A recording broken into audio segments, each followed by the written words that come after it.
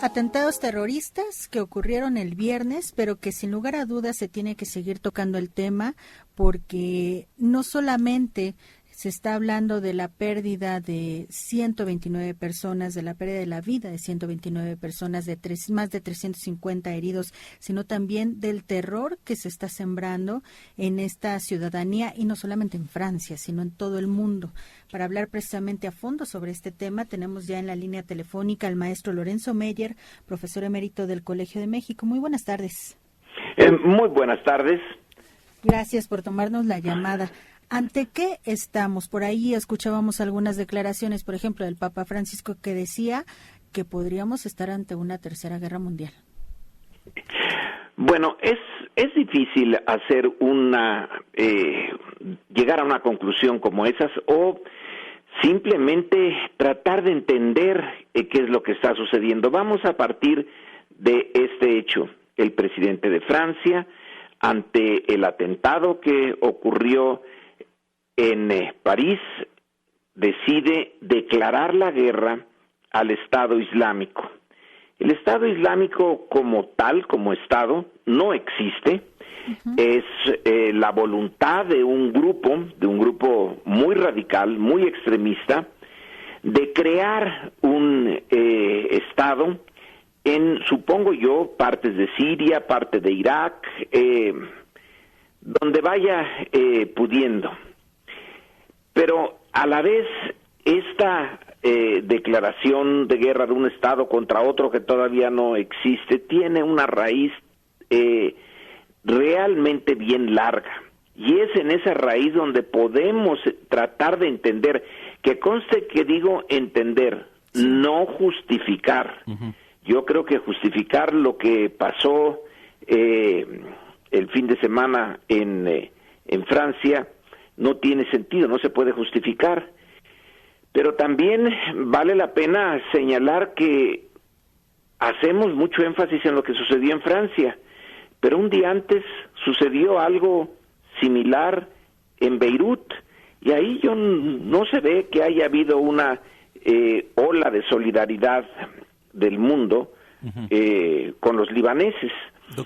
Doctor Meyer, lo saluda Arturo Suárez. ¿A qué se debe esta situación? Que en unos sí, por ejemplo, en el caso de Francia, en el caso de las Torres Gemelas, pero pues en otros no, como el que está usted mencionando.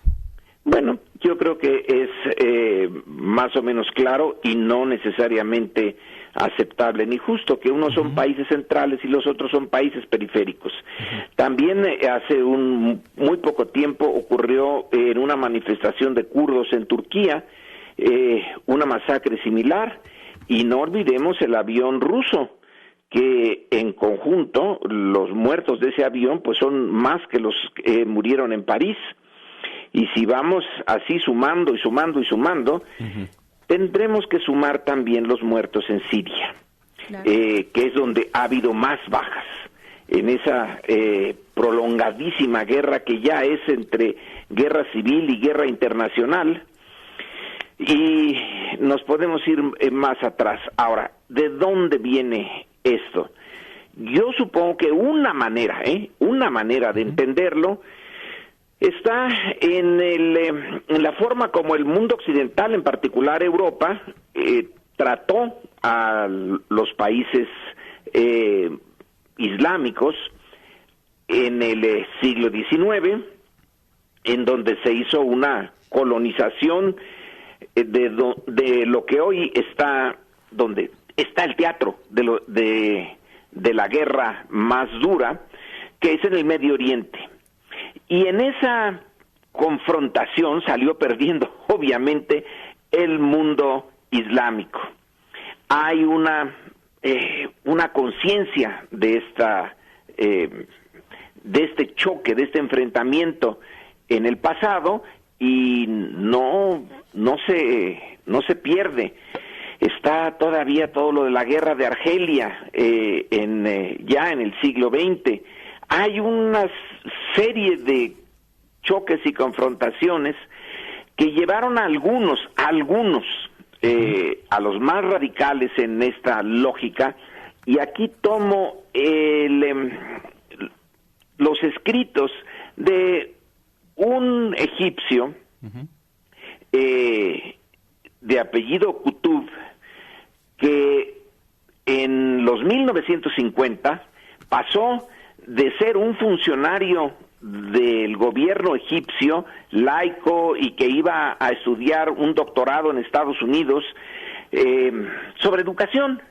Y en el proceso algo le pasó, algo cambió, que dejó de lado su proyecto y se regresó a Egipto y se convirtió en uno de los ideólogos de la Hermandad Musulmana, una organización de carácter islámico que se generó en Egipto y que va a proponer una especie de redención del mundo del Islam.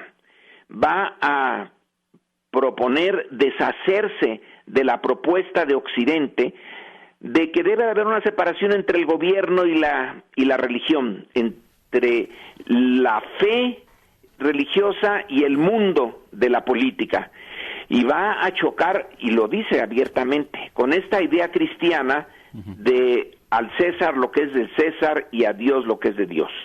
Qutb dice no, lo de César y lo de Dios es lo mismo, y el Occidente nos quiere imponer gobiernos laicos que van en contra de las esencias del Islam y lo que es, digamos, más duro para ellos, van en contra de la felicidad de la sociedad.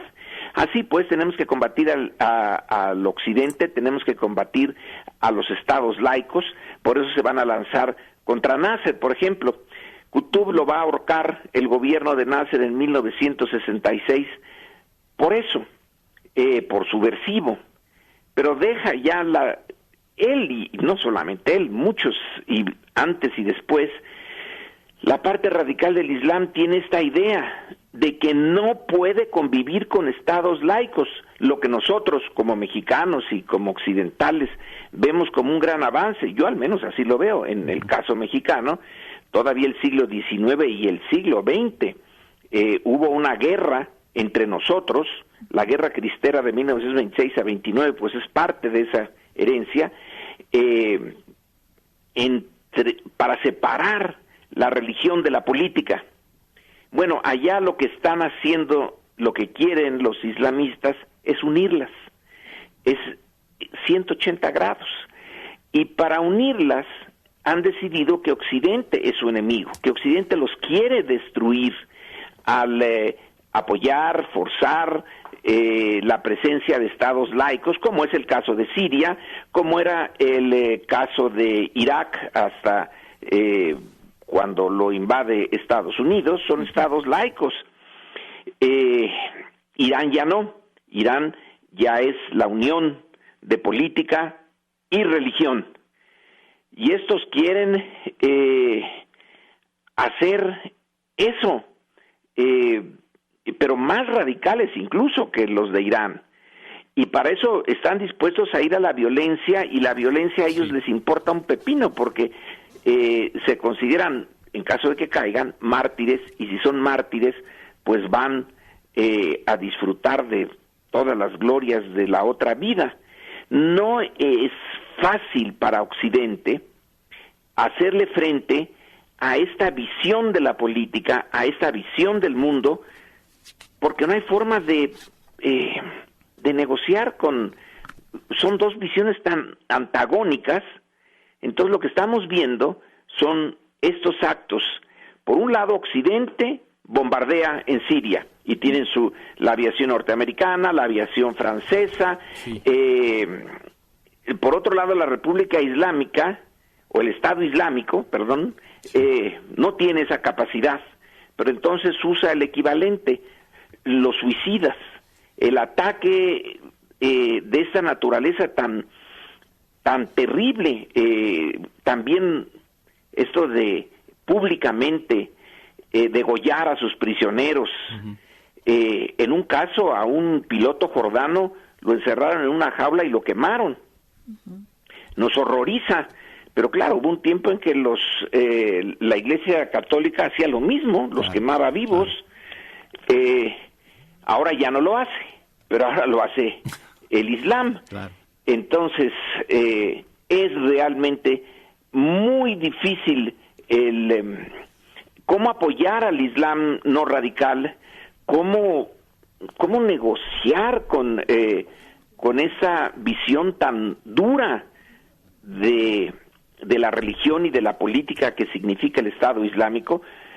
No hay por el momento una salida clara. Y lo que Holanda ha dicho, y supongo yo que es lo que van a decir todos los países europeos y Estados Unidos, es que hay que seguir haciendo la guerra. Sí. Ya se pronunciaron. Doctor, el papel de Estados Unidos, el papel del presidente Obama, que ha dicho que prácticamente no van a ir a una guerra ellos, pero bueno, del dicho al hecho hay mucho trecho. Y se lo pregunto esto, el papel de los Estados Unidos, porque Barack Obama, Premio Nobel de la Paz. Sí, en efecto, Premio Nobel de la Paz, probablemente tenía todas las intenciones, las sanas intenciones, de distanciarse de ese enorme error y pecado de soberbia, hablemos así ahora que estamos también tratando de religiones, de su antecesor, del señor Bush, que va a invadir Irak con una premisa falsa de que Irak tenía armas de destrucción masiva. Va y lo invade para poner en orden el Medio Oriente, que entre otras cosas tiene petróleo, mucho petróleo, y que les interesa no nada más a Estados Unidos, sino a todas las potencias occidentales. Y lo que hace es destruir una serie de equilibrios muy delicados que mal o bien mantenían eso relativamente en paz. Saddam Hussein mantenía en paz a sunitas y chiitas dentro de Irak. Llega a Estados Unidos, destruye todo y empieza a brotar por todas partes pues los antagonismos que estaban ahí larvados, y ahora ya no hay Estado en Irak que sea capaz de contenerlos. Entonces el papel de Estados Unidos fue destruir en Irak un equilibrio muy inestable, que no era una democracia Irak, bueno, pero ¿cuántos de los países con los que Estados Unidos mantiene relación no son democracias o no lo fueron en el pasado y tenían la relación pues bastante bien? Así que eso de quitar a un tirano, que no nos hagan reír a nosotros en América Latina, donde toleraron tal cantidad de tiranías. Claro. Yo creo que fue una soberbia impresionante la de Bush, que recordemos que había ganado unas elecciones muy, muy, muy disputadas, porque en Florida se le dio la victoria final a Bush contra Al Gore de una manera que nunca quedó claro, nunca se supo exactamente qué votaron los ciudadanos de Florida. ¿Y dónde estuvo el truco, no? ¿Y dónde estuvo el truco? Entonces, ante una falta de legitimidad interna, pues qué mejor que una buena guerra externa, una guerra donde uno sabe que va a ganar, o eso creían. Y se lanza sobre Irak y termina en unos cuantos meses o semanas, se viste de piloto de combate Bush y va a una portaaviones y dice mission accomplished, misión cumplida. Apenas empezaba. Y Obama se encuentra con esa herencia, quiere ya salirse del Medio Oriente, ya no quiere quiere queso, quiere salirse de la ratonera, pero ya no está tan fácil. Entonces no quiere meter tropas en tierra. Que fue su promesa, doctor. Sí, sacarlas. Pero entonces usa la Fuerza Aérea, usa los drones, pero los drones y la Fuerza Aérea no están deteniendo al Estado Islámico. Quieren tener capacidad terrestre para enfrentarlo, entonces están apoyando a los kurdos, que esos son los que están pagando ahorita una buena parte de la cuota de sangre. Claro. Pero los kurdos resulta que son los enemigos de Turquía, y Turquía es un aliado de Estados Unidos. Eso se hace un enredo de los 1000 demonios, en donde por ahorita nadie puede salir bien. Hay que condenar a fondo lo que sucedió en Francia, pero también lo que sucedió en Beirut, también lo que sucedió con el avión ruso, también lo que sucedió con las manifestaciones kurdas y las bombas que les pusieron. Claro. Hay que condenar todo eso y hay que condenar los ataques en Siria. Bueno, no hace poco Estados Unidos tuvo que admitir que, bueno, pues por error bombardearon un hospital. ¿Cuántas de esos incidentes han de haber ocurrido que no se nos informó? Doctor, para finalizar su comentario, nos gustaría que nos comentara un poco sobre los migrantes que quedan en medio de toda esta situación, la llamada crisis de los migrantes, estas personas que huyen de estos lugares en donde hay conflictos bélicos. Esa es una de las injusticias elevada al cuadrado. Los migrantes están allí porque la guerra que se hizo en su país, en donde interviene, entre otros, Francia. No nada más son los franceses, pero los franceses tienen, una relación con Siria de hace mucho tiempo y una relación colonial. Entonces, huyen de ahí, se van a Europa, pierden la vida un montón en el camino, y ahora en Europa se va a agudizar la reacción en su contra, porque es muy fácil para los europeos no querer pagar el precio de un precio histórico. Europa estuvo allá, en el Medio Oriente, y los explotó bien y bonito, y se benefició mucho de su presencia en el Medio Oriente y de toda su política imperial en África, al norte y al sur del Sahara. Dejó sistemas políticos muy endebles, no dejó ninguna institucionalidad digna de ese nombre en esas regiones, ni en el África islámica o el África al sur del Sahara, ni en el África al norte del Sahara. Esa falta de instituciones, bueno, ahora se está cobrando el precio, y Europa dice, no, ahora nosotros ya los dejamos, son países independientes y no tenemos por qué estar aliviando la situación de esos países que no saben gobernarse. Pues no saben gobernarse en parte porque no los dejaron crear esas instituciones, pero Europa no quiere pagar el precio de lo que hizo, y hay una parte xenófoba en Europa que dice, ya no queremos más inmigrantes, se están matando ahí, tienen una vida terrible, pero no los queremos aquí. Entonces, a ver qué hacen. Europa podía, y de hace tiempo debió de haberlo hecho, ya que no quieren recibirlos, entonces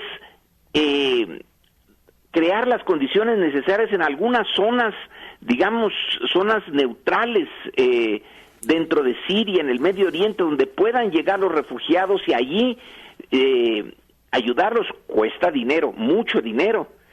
Pero bueno, no hay ni lo uno ni lo otro, ni los ayudan dentro del teatro de los acontecimientos, que son en buena medida provocados por la presencia de las potencias occidentales allí, ni los quieren recibir en el seno de Europa, porque hacen más heterogéneas sus sociedades.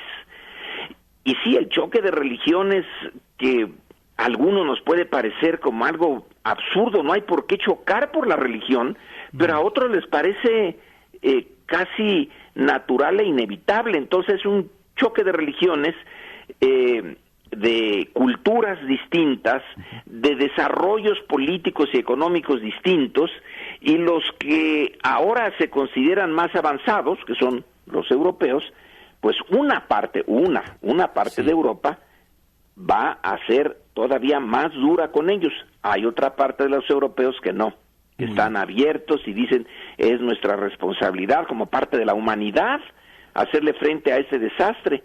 Pero ¿cuál de las dos va a ganar? ¿O será una negociación entre ambas, entre los xenófobos y los que quieren ayudar, y la cosa se va a quedar en algún punto intermedio?